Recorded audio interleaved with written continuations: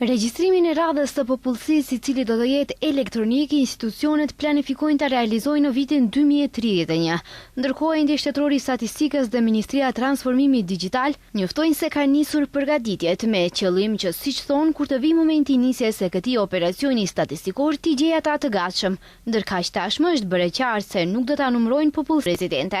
Këtë e pohon edhe drejtori i Endit Shtetëror të Statistikave Dejan Stankov, i cili thotë se do ta respektojnë rekomandimin e gjykatës kushtetuese. Ne si ente shtetëror i statistikave do ta marrim parasysh rekomandimin e gjykatës kushtetuese në pajtim me metodologjinë, standardet ndërkombëtare. Nuk ka nevojë për ndarjen e popullsisë në rezidente dhe jo rezidente, sepse qëllimi i regjistrimit të popullsisë është përcaktimi i popullsisë rezidente, gjithsesi ajo popullsi që jeton në shtet. Në të njëjtin qëndrim është edhe Ministri i Transformimit Digjital Stefan Andonovski, i cili kujton edhe qëndrimin e partisë së tij, se nuk ka nevojë për regjistrimin e qytetarëve që nuk jetojnë në vend, gjithsesi të popullsisë jo rezidente. Siç e dini, si parti politike e kemi kritikuar regjistrimin e fundit. E dini edhe pse. Një pjesë e madhe të dhënave nuk ishin grumbulluar në mënyrën e duhur metodologjike.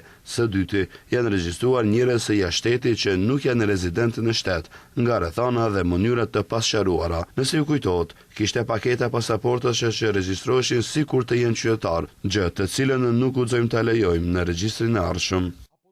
Regjistrimi i popullsisë u realizua në vitin 2021. Gjykata kushtetuese më vonë shfuqizoi dispozitat për ndarjen e popullsisë në rezidente dhe jo rezidente në regjistrim.